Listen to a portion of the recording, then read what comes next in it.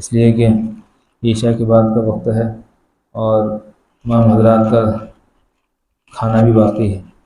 بس ایک آدھ بات کی طرف توجہ دلانا مقصود ہے۔ ہمارے ڈاکٹر صاحب کی بہت طلب اور تڑپ بلکہ بے چینی ہے کہ یہ مجالس ذکر جگہ جگہ قائم ہو جائے۔ اس کی وجہ یہ ہے کہ عمل کی کثرت سے انسان کے دل میں تبدیلی نہیں آتی، دل میں تبدیلی آتی ہے دل پر محنت کرنے سے۔ اور دل پر محنت کرنے کے دو طریقے ہیں۔ ایک طریقہ ہے ذکر کی کثرت کی جائے مشائخ کی صحبت میں، اور دوسرا دل کی تبدیلی صحبت اہل اللہ سے ہوتی ہے۔ اب صحبت اہل اللہ اگر میسر نہیں ہے تو کثرت ذکر اللہ، کثرت ذکر اللہ میں درود پاک کی کثرت یہ ایک ایسا عمل ہے کہ جو اللہ کے یہاں پر کسی بھی صورت میں قبول ہوتا ہے، واپس نہیں کیا جاتا ہے۔ ہر حال میں اللہ کے یہاں درود پاک قبول ہوتا ہے۔ ہم نے حضرت شیخ رحمۃ اللہ علیہ کی کتابوں میں، فضائل میں اور بیانات میں علماء سے اور بزرگوں سے بار بار سنا ہے کہ ہمارے اسلاف، ہمارے بزرگ اپنے آپ پر کتنی محنت کرتے تھے، کتنی زیادہ وہ ریاضت اور مشقتیں اٹھاتے تھے۔ حضرت امام ابو حنیفہ رحمۃ اللہ علیہ کے بارے میں ہے، ایک مرتبہ وہ جا رہے تھے تو کسی نے اپنے ایک دوسرے ساتھی کو ان کی طرف اشارہ کر کے کہا تھا، ھذا الذی یحیی کل اللیل، یہ آدمی پوری رات جاگتا ہے۔ امام ابو حنیفہ رحمۃ اللہ علیہ کے کان میں وہ آواز پہنچ گئی۔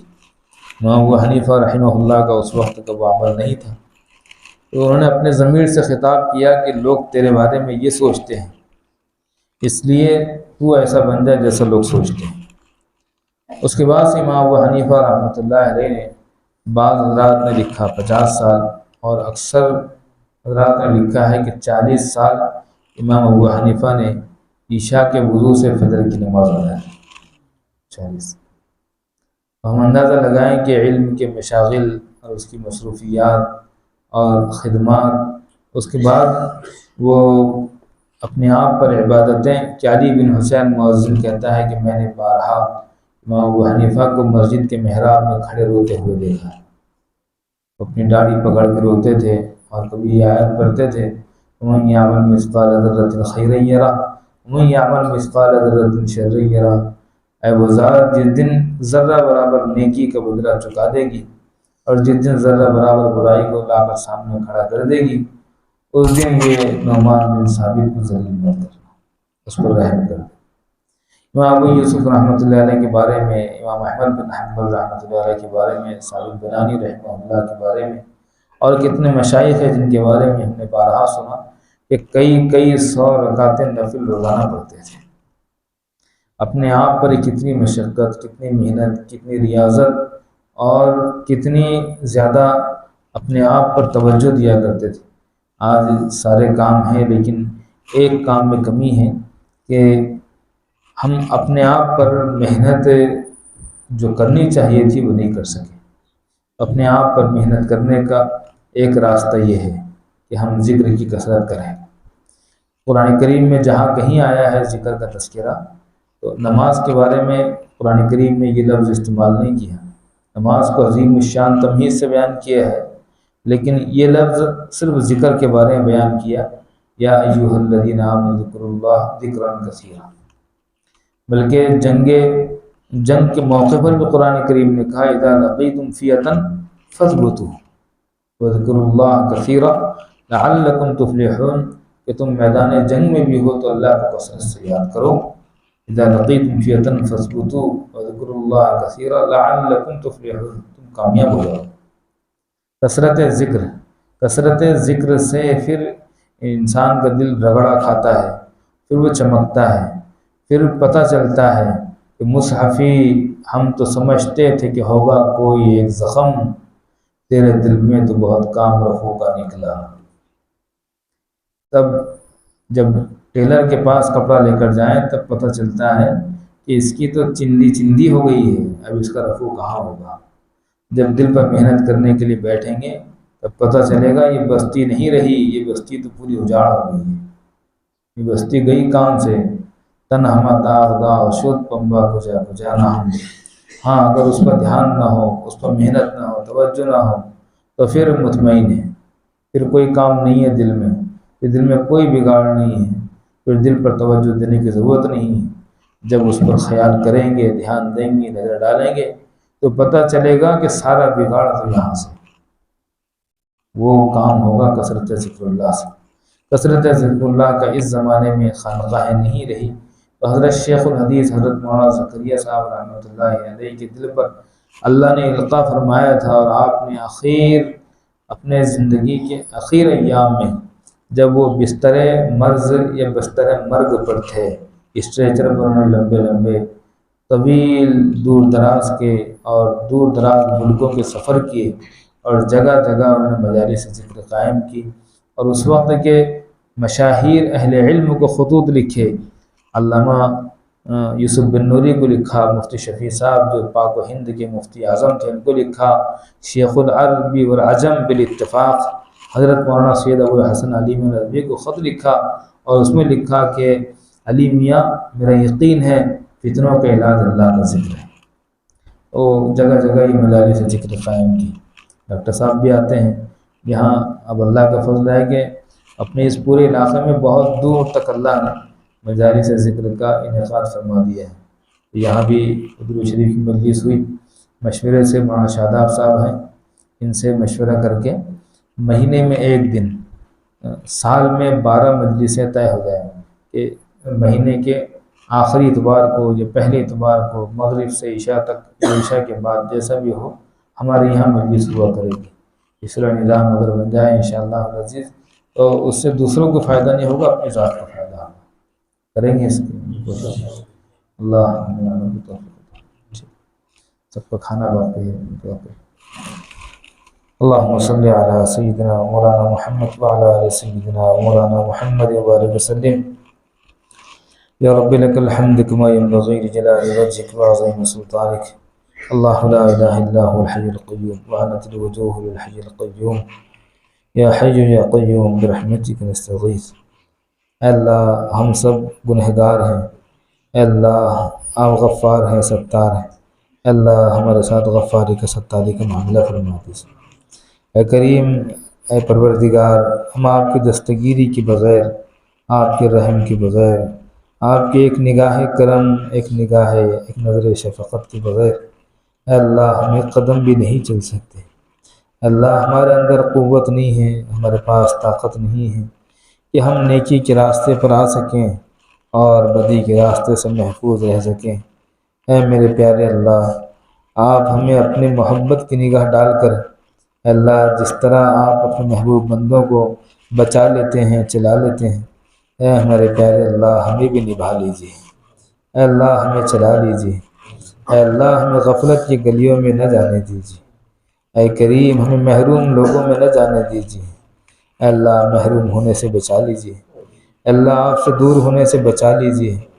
اے کریم ہمارا آپ کے سوا کوئی نہیں ہے، اے اللہ ہمارے پاس کوئی طاقت بھی نہیں ہے، اے اللہ ہماری بدعملی اور ہماری بے عملی آپ کو ناراض کرنے کے لیے کافی ہے۔ اے اللہ ہمیں راہ استقامت سے ہٹانے کے لیے کافی ہے، محروم کر دینے کے لیے ہم نے بہت سامان کر لیا۔ اے اللہ آپ کو راضی کرنے کے لیے ہم سے کچھ نہیں ہو سکا، لیکن اے اللہ اپنے فضل سے چلا لیجیے، اے اللہ اپنے فضل سے نبھا کر معاف فرما دیجیے، حاضرین کی جائز شرعی حاجات کو پوری فرما دیجیے۔ اے اللہ ہم میں جو پریشان حال ہے اے اللہ آپ کے علم میں کیا نہیں ہے، اے اللہ سب کی ضرورتوں کے خالق آپ ہیں، اے اللہ ضرورتوں کو پیدا کرنے والے بھی آپ ہیں، انتظام اور نظم کرنے والے بھی آپ ہیں۔ اے اللہ ہم تمام کی ہر دینی دنیاوی ضرورت کو اپنے فضل سے پوری فرما دیجیے۔ میرے کریم پروردگار ہمیں کسی کا محتاج نہ رکھیے، اے اللہ ہمیں ہر ایک سے بے نیاز کر دیجیے۔ اے اللہ ہماری دنیا دل کی اجڑ گئی ہے، اے اللہ برباد ہو گئی ہے، اے اللہ وہ کسی قابل نہیں رہے، اے اللہ کسی لائق نہیں رہے۔ میرے کریم پیارے اللہ ہمارے دل کی دنیا کو آباد کر دیجیے، میرے اللہ ایسا اندھیرا تو کہیں نہیں ہوگا جیسا اندھیرا ہمارے دل میں ہے، ایسا دلدل اور ایسا کیچڑ تو کہیں نہیں ہوگا جو ہمارے دل میں ہے۔ اے اللہ ایسی بدبو کہاں ہوگی جو ہمارے دل میں ہے۔ اے اللہ آپ کی ایک نظر شفقت اس کو مشک بنا سکتی ہے، اللہ اس کو نور کا مینار بنا سکتی ہے۔ میرے پیارے اللہ ہم بگڑنا نہیں چاہتے، اللہ ہم آپ سے دور ہونا نہیں چاہتے، اے اللہ ہم آپ کے قریب آنا چاہتے ہیں۔ اے اللہ اگر آپ ہمارے نگاہوں کے سامنے ہوتے، اے اللہ ہم آپ کے قریب پڑے رہتے ہیں، آپ کو مناتے ہیں، اللہ پیشانی گھستے، ناک رگڑتے، آنسو بہاتے، سجدے میں پڑے رہتے۔ میرے پروردگار مجبوروں کی صدا سن لیجیے، کمزوروں کی صدا سن لیجیے، معاف کر دیجیے، اللہ معاف کر دیجیے، اللہ معاف کر دیجیے، میرے پروردگار معاف فرما دیجیے۔ اے اللہ ہمارے بھائی ہیں اہل فلسطین، ہماری بہنیں ہیں، اے اللہ ہمارے بھائی ہے، ہمارے بزرگ ہیں، اے اللہ نام و نشان مٹنے کے قریب ہو چکا ہے۔ اے کریم لاشیں اٹھانے والے اٹھاتے اٹھاتے تھک گئے، اے اللہ قبر کھودنے والوں نے جواب دے دیا، اے اللہ علاج اور دوا کرنے والے عاجز آ گئے ہیں۔ میرے پروردگار اب تو منظر دیکھنے والوں نے بھی اپنے منظر نامے اٹھا کر رکھ دیے ہیں، اے اللہ اب تو سائیڈ اوپن کرنے کو بھی کسی کی ہمت نہیں ہوتی۔ اے اللہ آپ کے محبوب امت کا یہ منظر، آپ کے محبوب نبی کی امت کا یہ حال، اے اللہ ساری دنیا تماشا دیکھ رہی ہے۔ اے کریم ساری دنیا مذاق بنا رہی ہے، اے کریم ساری دنیا کے سامنے جگ ہسائی ہو رہی ہے۔ اے کریم ایک نظر تو ڈال دیجیے میرے اللہ، اے اللہ ایک نظر تو ڈال دیجیے میرے پیارے اللہ۔ اے اللہ اہل فلسطین کی مدد فرما دیجیے، اے اللہ حماس کی مدد فرما دیجیے، اے اللہ القصام بریگیڈ کی مدد فرما دیجیے۔ وما رمیت اذ رمیت ولکن اللہ رمی کا منظر بتا دیجیے۔ اے اللہ ان کے پاس طاقت ہے لیکن اے اللہ آپ کے نام سے کنکر پھینکے جائے تو بم کا کام کرتے ہیں۔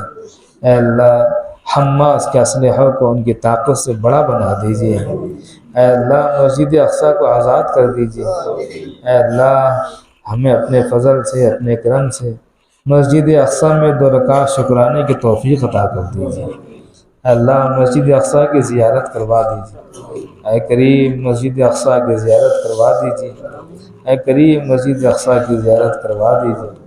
اے اللہ ہم بہت دور ہیں، اے اللہ ہم کچھ کر نہیں سکتے، حالات اور قوانین اے اللہ ہمیں اجازت نہیں دیتے۔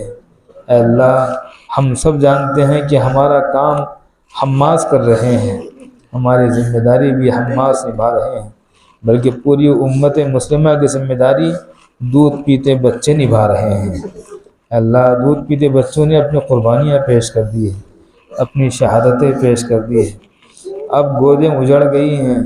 اے اللہ کچھ بچے ہیں جن کی مائیں نہیں رہی، آج تک کئی دن ہو گئے وہ اپنے اماں اور ابا کو پکارتے ہیں۔